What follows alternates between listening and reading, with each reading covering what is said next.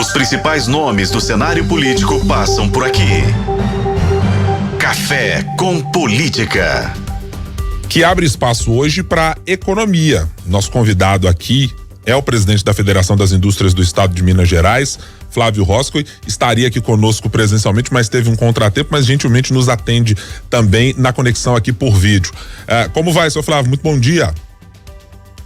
Bom dia, Guilherme. Muito bom dia, um prazer revê-lo. Me desculpe aí não poder sair com vocês. Não há problema, a gente vai conseguir fazer a nossa conversa aqui certamente nas mesmas boas condições aqui, porque o áudio tá super bom, a imagem também, então tá tudo certo. Primeiro queria começar a nossa conversa, presidente, tratando do que foi o ano de 2023 para a indústria.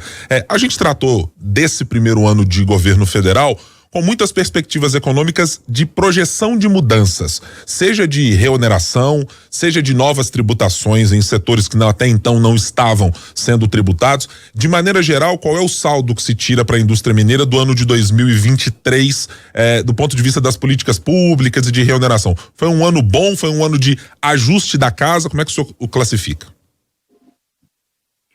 Olha, foi um ano muito difícil em que a gente entende que a necessidade, né, de fazer arrecadar a qualquer custo para cobrir o déficit fiscal vai gerar um impacto enorme sobre os produtos e serviços industriais, principalmente em função das últimas mudanças aí no final do ano, que oneraram, trouxeram insegurança jurídica. Para mim, um retrocesso. O Brasil deu alguns passos para trás.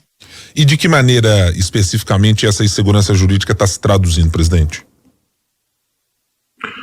Por exemplo, quando você está tratando, por exemplo, de tributar os incentivos fiscais, que já, boa parte dos incentivos fiscais, eles já foram para o preço, né? O consumidor não está pagando mais a carga tributária que teve incentivo fiscal naquele produto. E o governo resolve tributar esses incentivos de forma retroativa, né? E manda uma medida provisória para o Congresso nessa direção. É um equívoco extraordinário. Você poderia mudar até daqui para frente, mas não de forma retroativa. Inclusive de tema já pacificado por jurisprudência em última instância, né? Então, gera uma insegurança muito grave na minha leitura. Estamos aguardando aí a regulamentação dessa medida provisória que virou lei, né? Para entender de maneira real o impacto. E o que a gente prevê é uma judicialização muito grande nesse tema, porque houveram vários equívocos. E aí é uma judicialização que será específica de um setor que o senhor vê como mais prejudicado nesse momento, ou estamos falando da indústria de uma maneira geral? Não, nem só restrita à indústria, né? Todos os setores que tiveram incentivos fiscais ao longo dos últimos anos.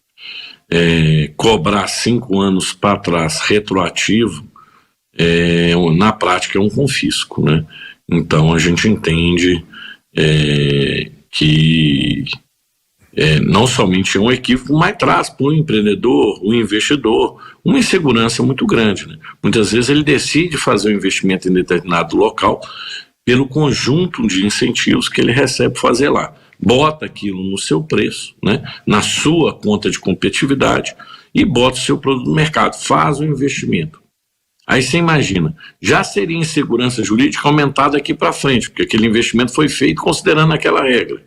Então deveria ser respeitado o prazo, pelo menos, daquele investimento já realizado. Não somente não considera o investimento realizado futuro, etc., como ainda quer cobrar 5 anos para trás, né? E aí se dá 80% de desconto para quem pagar num prazo determinado. Então, cria uma conta, cobra para trás, cria um desconto que, se quem reclamar tem chance de perder, obviamente, porque o judiciário nunca nada é lei que dê certo. Você cria um desconto que compensa a pessoa pagar algo que ela não deve, né? Então, para mim, um equívoco, só para falar de uma medida, mas houveram várias nessa direção, e a discussão que eu acho que tem que falar, e que o consumidor, a pessoa que está em casa, a sociedade tem que entender o seguinte: se o governo gasta mais do que arrecada, ele vai ter que arrecadar mais. E quem paga não é empresário, quem paga é a sociedade, né? Porque na hora que aumenta a carga tributária dos produtos, aquilo vai para o preço dos produtos. O consumidor compra aqueles produtos, então ele está pagando aquele imposto. Eu sempre falo que o empresário ele paga imposto de renda e insegurança jurídica. Nesse caso, tem uma conta que é do empresário, que é insegurança jurídica. Mas, imediatamente, já a partir do dia 2 de janeiro, começou a vigorar a nova regra, que a gente ainda nem sabe direito como funciona, e assim que estiver determinado como funciona, as empresas vão colocar no preço e os produtos vão subir. Essa é uma conta inevitável, né? Eu queria lhe perguntar também no cenário macro, presidente, porque na virada de um governo para outro, tivemos, por parte dos parlamentares no Congresso Nacional e por parte do governo federal, muita gente dizendo, olha, precisa fazer uma espécie de revisitação dos incentivos fiscais, precisa ver quais precisam se manter, que outros deverão sair. Olhando para o que foi 2023, isso foi feito? O governo fez na medida do que era esperado, foi além do que era esperado, deixou saldo para ainda usar essa mesma carta nos próximos anos? Na verdade, sim, os incentivos fiscais já estão com a reforma tributária, estão com os dias contados. E isso, quando isso ocorrer, né, vai haver um aumento da carga tributária de maneira definitiva. Então esse problema ele se encerra em 2032, então não vejo nem cenário para essa discussão. Agora o governo tributou mais ou menos os incentivos já concedidos em mais 43%. Então, numa tacada só, ele reduziu todos os incentivos existentes em 43%, à exceção dos incentivos da Zona Franca de Manaus e os incentivos federais. Então eu não vejo espaço para rediscutir, né? Só se for acabar de maneira definitiva e imediatamente, né? O que talvez vão onerar o custo de produto e serviço aí para a população, provavelmente de 5%.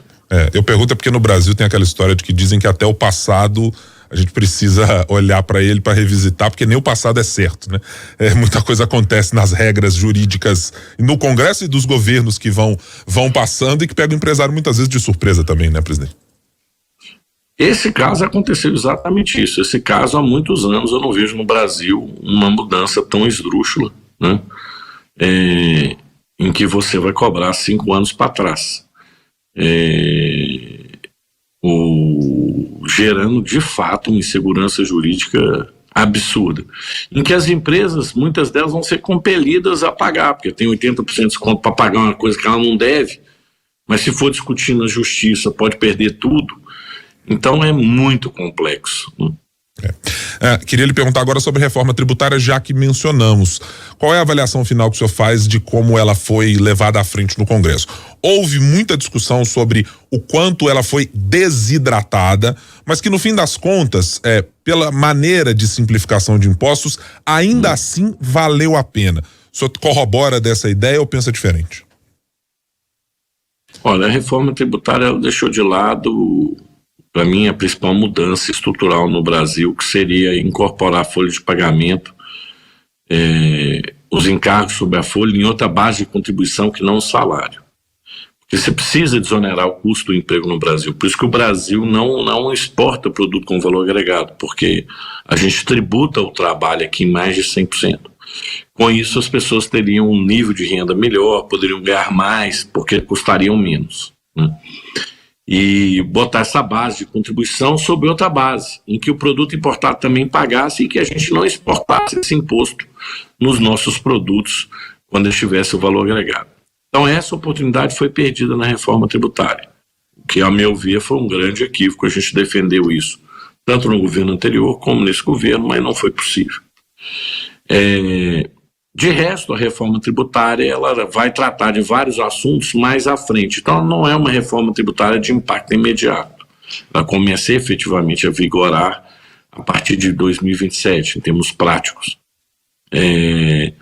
Então, até lá, nós não vamos ter grandes alterações. Mas eu acredito que houver um avanço, sim.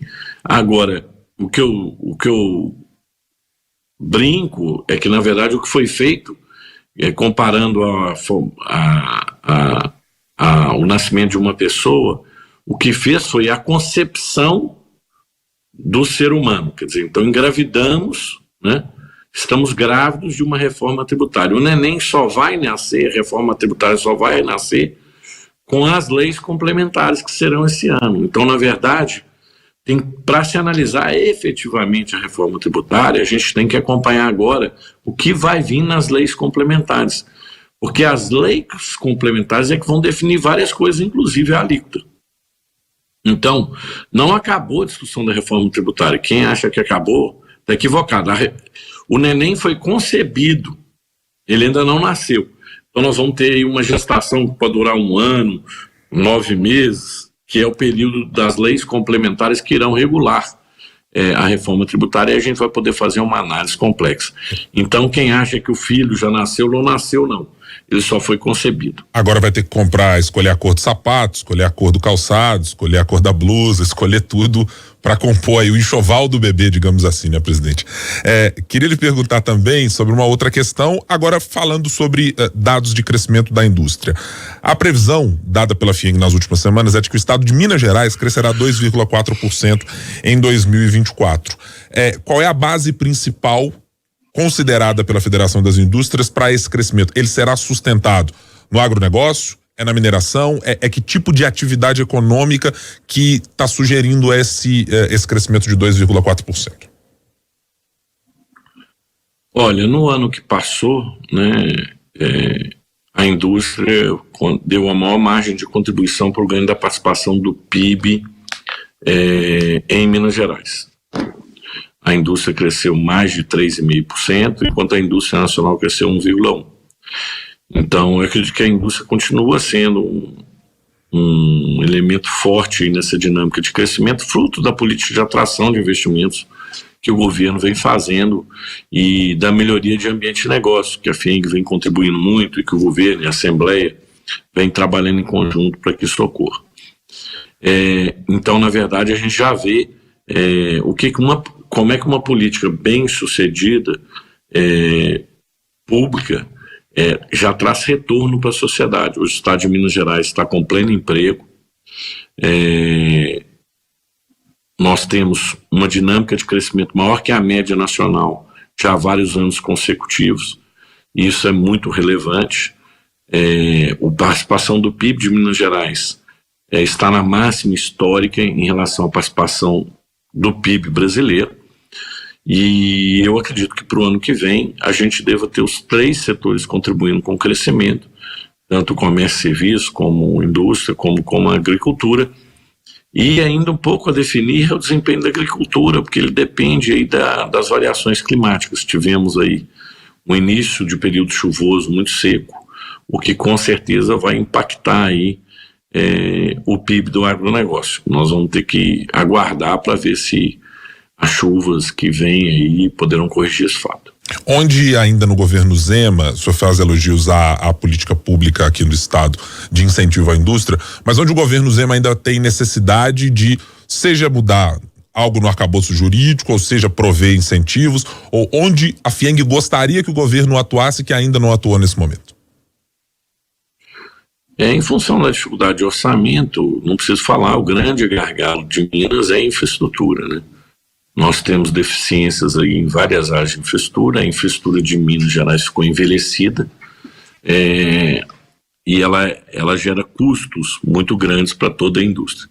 Então, se tem um problema a ser endereçado aí nos próximos anos, com certeza é a recuperação da nossa infraestrutura. Isso é tanto para a indústria, mas também para todos os outros segmentos e para a própria população que utiliza essa infraestrutura no dia a dia. Então, se há uma prioridade, com certeza ela na minha leitura, os investimentos de infraestrutura.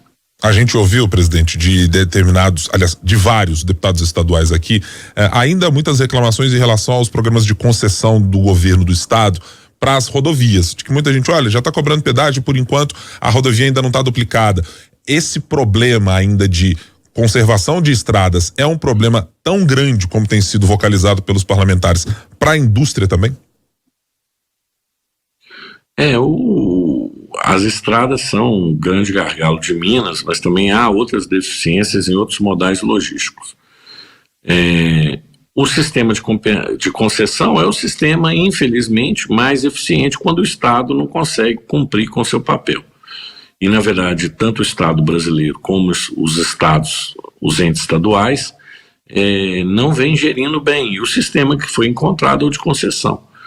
Ele gera um duplo ônus para a sociedade, porque você paga os impostos, né, em que deveriam ter investimentos em infraestrutura, e você paga também depois para o concessionário a tarifa. Então isso onera, mas é melhor do que não ter infraestrutura, melhor do que ter uma infraestrutura ruim. A discussão que eu acho que a sociedade, o tamanho do Estado, eu sou a favor de reduzir muito o Estado brasileiro, que é um Estado ineficiente, caro, e que custa muito caro para toda a sociedade, principalmente para aqueles com menor poder aquisitivo. E isso muitas vezes não é percebido. E a gente deveria fazer, antes da reforma tributária, efetivamente, deveria ter sido feita uma reforma administrativa. O Estado brasileiro pode ser, sim, muito mais eficiente. E se ele for muito mais eficiente, ele vai custar menos para a população e, com isso, a gente vai ter um crescimento econômico maior, com isso, uma prosperidade maior. Essa é a discussão central, eu acho, que a sociedade tem que firmar agora. O que é bom, mais Estado ou menos Estado? Nenhum lugar do mundo cresceu e desenvolveu com o Estado concentrando riqueza, porque o Estado é, pela sua natureza, ineficiente. O senhor vê no Ministério da Economia e na pasta de Economia, na pasta da Fazenda e nas outras aqui em Minas Gerais, alguma sinalização deste caminho que o senhor está apontando como aquele exitoso para o crescimento? Olha, a gente até agora não viu. A gente viu efetivamente o quê? Um aumento do gasto público e a área de economia, já que o governo gasta mais, tem que arrecadar mais. Então a gente vê esse desespero por medidas que, na minha leitura, são extremamente nocivas ao futuro do Brasil, de aumentar a arrecadação de maneira constante para cobrir os gastos. Então, não é o Ministério da Economia que gasta, mas ele tem que garantir que haja receita suficiente.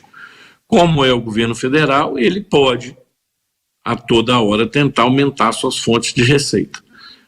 O que a sociedade tem que entender é quem vai pagar isso é a sociedade, né?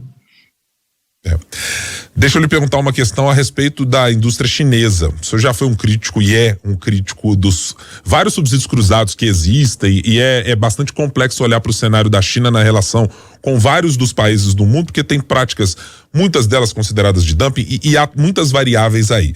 Eu queria saber especificamente de Minas Gerais. Tem alguma preocupação muito evidente com o fator China neste ano de 2024 para algum dos setores da nossa economia? Não, nós temos um caso muito grave que até tem o apoio da população, porque a população não entende exatamente o que é a isenção de imposto dos produtos importados via site eletrônico de até $50. Esse fato, a gente já deve ter um volume esse ano próximo de R$200 bilhões, ou acima de R$200 bilhões, é a previsão de vazamento do PIB. É equivalente a toda a renda distribuída no Bolsa Família. Então são R$200 bilhões que vão deixar de circular na economia brasileira, que vão deixar de arrecadar impostos aqui, para comprar produtos importados sem pagar tributos, que não pagam tributos, que chegam aqui competindo com o produto nacional, destruindo o emprego nacional, destruindo o comércio nacional, não é só a indústria, é o comércio também, né?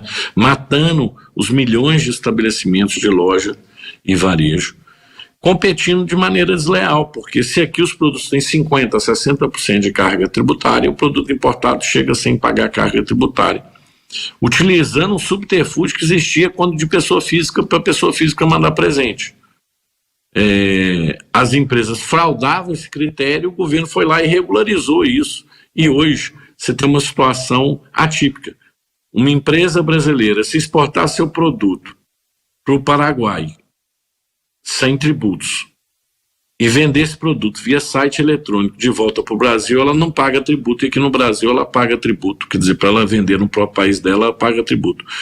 Então, o chinês não paga tributo aqui no Brasil, ele só paga tributo na China. Quer dizer, ele vende no mercado local brasileiro sem pagar nenhum tributo, o produto dele nem importado aqui, gerando uma distorção competitiva, e isso afeta todos os segmentos industriais, e afeta também todo o varejo brasileiro, e afeta toda a população, que vai começar a sentir o que acontece. A arrecadação não foi só aumento de gasto, não.